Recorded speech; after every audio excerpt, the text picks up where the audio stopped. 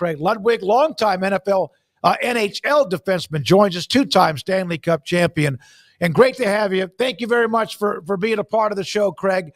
What is the difference, and can you try to describe the difference between regular season hockey and the Stanley Cup playoffs? You play 82 games to be one of the 16 teams that are left standing, and then pretty much you start all over again. So anything that you did during the regular season when it comes to the amount of goals you scored, your plus minus, your penalty minutes, whether they're good or bad, you pretty much start all over again. And you cross your fingers that you've got everybody healthy, which nobody is really ever healthy at the end of a regular season. But you want them as healthy as they possibly can. And for the Dallas Stars, they may catch a break. They may get one or two of their top players back, one forward, one defenseman, back at some point during the playoffs. There's a chance that Jason Robertson actually plays game one. Miro Heiskanen, best defenseman on the team. I don't know if he's going to be in game one, but we're expecting to see him sometime in the series. So I would say that the biggest thing that you're hoping for is health, and that you can any of the things that you did well during the regular season, you hope that you can carry them into the playoffs. So Craig, fellow Craig, by the way, it's always nice to talk to another Craig, but there it is the other night. They're down 2-0. It looks like the season's coming to a close, right? And then magic happens, basically. You've got the incredible performance, obviously, Mikko Rantanen, and just all that came with that, the fireworks. What were your impressions, your thoughts, your emotions, all that came with that mesmerizing win the other night? Well, I'm saying I had something to do with it. At the end of the second period, we were in the studio, and it didn't look very good. I was trying to figure out what do we do, and what do we try to change the luck and everything else. And so I did the baseball version of the rally cap, and I was wearing a jersey that I had. It was a game worn jersey from when we had beaten the Avs back in '99 on our way to the playoffs, and we had to go game 7 with them also.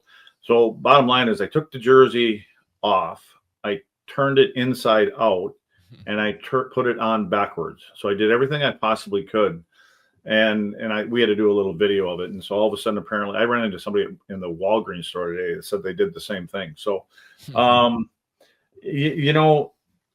think it was a storybook kind of a situation. Everybody can kind of remember, maybe not everybody, but Mark Messier, back when he was with the Rangers, had made a comment after, I don't know if it was game 6 or 7, but that they were going to win that game. He actually comes out and he gets a hat trick and they win the game. They go on to win the Stanley Cup for the Rangers. So, we had talked a lot about Mikko Rantanen when he was here now versus playing for Colorado, that it would be the hardest and the worst thing probably for the Avs if he was the guy that they would have to shake hands with going through that line after a game 7, after a long series like that.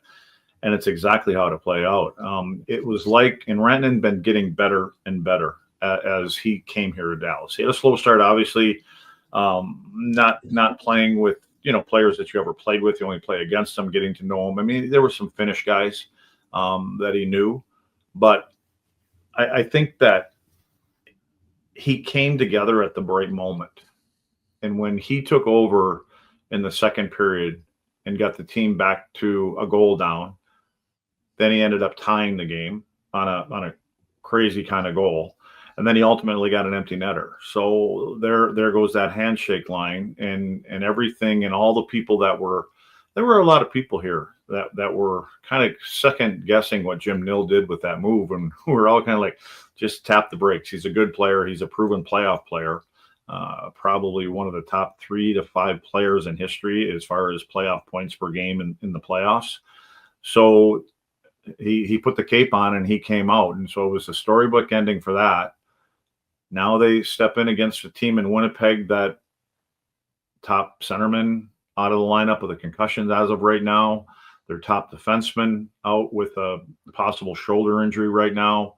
So things seem to be lining up for them, at least from the standpoint of an opponent. And it's something they had to go through in this first round without one of their best forwards, their best defenseman. And so it might be lining up just right for this team at the right moment. Craig Ludwig with us, a longtime NHL defenseman, a part of the Stars Stanley Cup in '99, won another Stanley Cup earlier back in his early career in 1986. So you mentioned it's a difference in the physical, whatever. Does anything a team does against another team, for example, Winnipeg won 3 out of 4 against Dallas in the regular season, how does that affect, if at all, if anything, a postseason or Stanley Cup playoff series?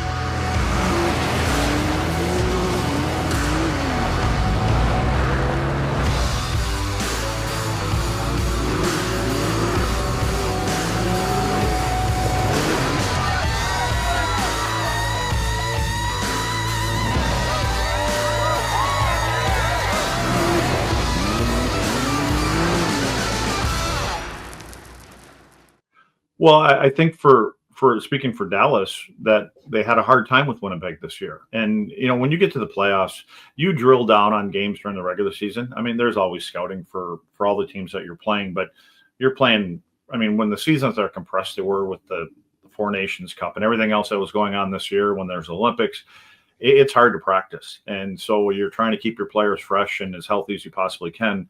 And you don't look at a ton of video. You get to see it the day before about, hey, here's what this team does, power play, penalty kill, special teams, those kind of things.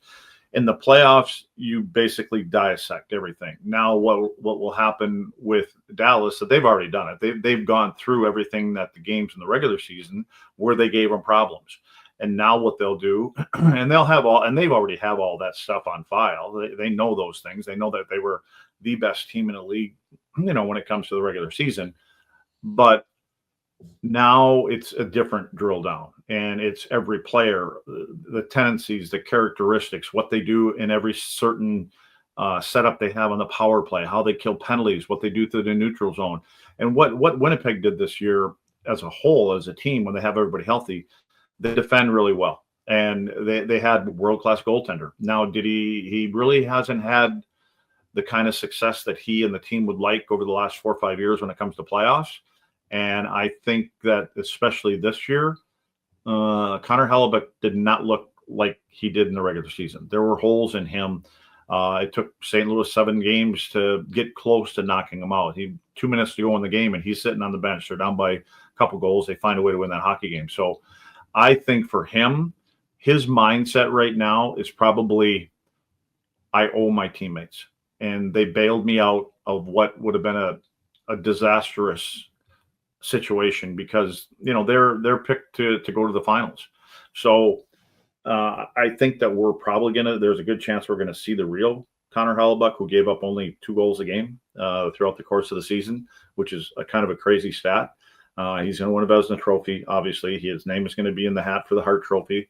But right now, all those kind of things go out the window.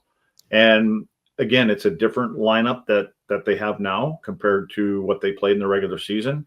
But you're not going to approach the game that way. You're going to approach the game as if every player is in their lineup. And they'll have to be aware of my opinion is what this team does. Winnipeg is they defend well. The biggest problem that Dallas could have is they've been a team that can play east-west. They have a lot of skill, a lot of talent.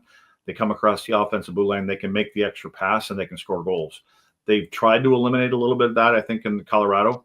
And if they do too much of that against this Winnipeg Jets team, when they're coming back into their own zone, the Jets will pick those passes off, and they can turn them in counterattack. So I think they have to play a north-south kind of game, and they have to direct a lot of pucks at the net. And I don't think it's any different than what Winnipeg does. Dallas will have their hands full, different from the first round. They have a team that's committed to go to the front of the net. And so the defensemen, especially for the Stars, will have to be a a group that can keep people away from and out of the eye line and the eyesight of their goaltender, Jake Ottinger. Craig, I know this morning Peter DeBoer was out there making some line changes. What are you really you were saying it was for consistency? What are you looking for in those shakeups? I don't believe him. There you go. Yeah, it's games they play. I mean, right now the top line with Granlund and Hintz and Rantanen, I don't know if you touched that line. I mean, they were dynamite through this round, and they're three Finns. They know each other well. They seem to come together. They had Rantanen playing with Wyatt Johnston and Jamie Benn. It didn't seem the right fit on that line. Pete's been using different combinations, so he knows what he can go to.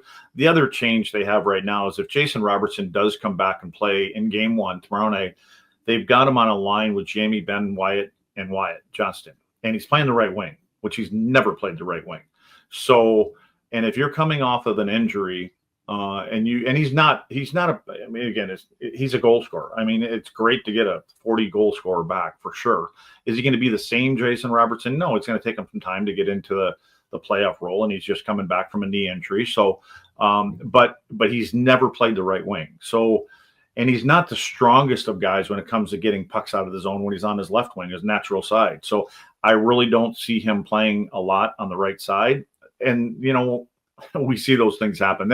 Against Colorado, they had their captain who came back after 3 years. They had him playing in Dallas in game 2, I guess. He took the warm up and never played. So, and I don't even know if that's really makes a big difference. You kind of plan for all different kind of situations. So, but I do think that Robo's, it sounds like he's going to be back tomorrow night. And if that's the case, good. And maybe what they do is they get him a little bit of ice on a different line, and probably they had Jamie Benn moved up to the second line, which makes sense to me because that's with Duchesne on one side or in the middle of the ice and then Tyler Seguin on the other side. But there's a couple guys that are bulls in this series, and it's Lowry from the Jets and it's Jamie Benn. And so to get Jamie up on that second line, Lowry's generally a second line kind of guy, and they can get those guys to go head to head. I think you kind of neutralize each other one, because one guy's going to be looking out for his teammates, the other guy's going to be looking out for his teammates. So maybe that's what they're thinking right now. But again, everything's going to change. It'll change from game to game, period to period, and possibly shift to shift. So that's the adjustments. That's the thing is the teams that get to the end of the line, they were able to make adjustments in game and in between games, and more importantly, in games when they can see a matchup happening or a line that's not clicking at that particular moment. So all these line combinations that we see, we did the same thing. I mean, you would say, these three guys are going to play together, and they'd even go in warm-ups together before the game, and then they wouldn't play together in the game. So they get the other coaches writing down changes and who we're going to match up against. So at the end of the day, whoever executes the best is going to win these hockey games. You mentioned the defensemen earlier, and what they've been able to do and step up in Miro's absence has been really impressive. But I was reading earlier today, and it said Thomas Harley has skated almost 29 miles in 7 games, and he's still playing at a high level. How can you put in words how difficult that is? Yeah, you know what, the good news I'd say for Harley is he doesn't necessarily play a physical kind of game. I mean, he's a big kid. He skates great. He's got great skating ability. So it makes it easier for the guys that can skate. So, and the difference between him and Heiskanen is Heiskanen gets himself out of the defensive zone with his legs. He skates a lot of pucks out. He's a great skater, one of the best in the game as a defenseman. But what Harley does is he makes the proper passes. When Thomas Harley got onto the power play, when Miro went out, the power play got better. And that's only because he shoots the puck. And Miro was more a distributor. And it's easier to kill penalties when you got the puck just kind of moving. The top guy is moving the puck left or right versus Thomas Harley. He walks and he finds lanes and he plays a little bit more direct. And then everybody else on the ice knows that pucks are going to the net. They start crashing the net. Then they're in the areas where the rebounds are. So, but I would say for Harley, I mean, he's only 24, 25 years old. He's in great shape. He's a young kid. And like I said, his ability is to be able to skate, and he skates effortlessly. And he really doesn't get into a lot of tug of war. And so it's not that he won't play physical, but he doesn't have to bang around in the corners as much, because usually those kind of guys, they have the puck is on their stick, and so they're skating a lot. They don't have to defend a lot when they got the puck. Craig, appreciate your time as always and the experience and knowledge. So you won 2 Stanley Cups with Montreal, then 99 with Dallas. It's the greatest post-game ceremony in all of sports, in my opinion. And I never played the game, but I've always just been in love with the way that occurs. What is that like? Well, it's really good when you're on the right end of it. No, well, yeah, absolutely. I won a couple college championships, a couple Stanley Cups, and I've never got to shake a hand at home. It's always been on the road. And I am here to say that it's probably nicer. It feels better to be on the road and shake hands when you're on the winning side of it, especially, if you've won the championship. I would say it's the ability to let everything go that happened, and things go to a different level in the playoffs. And if you have any friends, you don't talk to them usually, and you're not afraid, and you're not beyond running them through the boards too, because we know what's on the line, and you'll see the laundry list of players. Like you'll find, for St. Louis, for instance, there's going to be a laundry list of players that are going to come out with the list of their injuries that they've had. And you'll go, how the hell did they play 7 games just, through the playoffs? So I just think that, it's the hardest, in our opinion, it's the hardest trophy to win, and what you have to go through in order to get those 16 wins. And it's the war of attrition. And, I talked a lot about the defensemen as a group, and you start the game and you start the series and things like that with 6 defensemen in the game. You're not going to finish with 6 defensemen at the end of the year if you're going to go all the way. You're going to go through, 7, 8, 9 defensemen, because there's going to be injuries. Same things happen up front, and it's about the guys that can step in for those, whether it's 1 game or 3 games, and step in and play. For me in the first round, probably the most consistent, best line for the Stars has been their 4th line. And it's because they play in straight lines. There was not east-west in them. They caused the most havoc. They had a lot of things that happened around the net. Blackwell on the forward line scored an overtime goal. So, usually it's the blue-collar guys at the end of it. You're going to win Stanley Cups and championships because of your best players, but you won't win them without the rest. Last thing, in that game that won the Cup against the Sabres with obviously the Brett Hull goal, Sergei Zubov played 54 minutes. It went triple overtime. Hatcher, Lettinen, and Matvichuk all played 40+, and then even Daryl Sador 39. You were on the ice, the goalie, of course, Ed Belfour, 114+ minutes. Where were you when Hull scored? And what's the longest game you've ever played? I think I played a 4 overtime, but it wasn't the playoffs. So a 4 overtime one, but this is obviously the longest one that I played in the playoffs. And I had I remember I had just come off the ice, I think, and I couldn't breathe. And so my head was down between my legs, and I just heard everybody yelling and screaming. So I could barely get out there. But it makes everything worthwhile when you win. I mean, you can imagine. And there were players on Buffalo's team that played the same amount of minutes, and I can promise you that all of their bumps and bruises hurt a lot more than ours did when it's all over with, because it's I hate to say it, it's such a painful thing to play that whole 2.5 months or whatever it is and come up a goal short. Thank you, man. Appreciate it. Great to see you, Craig. Enjoy it. Still involved with doing a lot of things with hockey. A part of two Stanley Cup championships, 86 and 99. That last year he played, he won it with the Stars.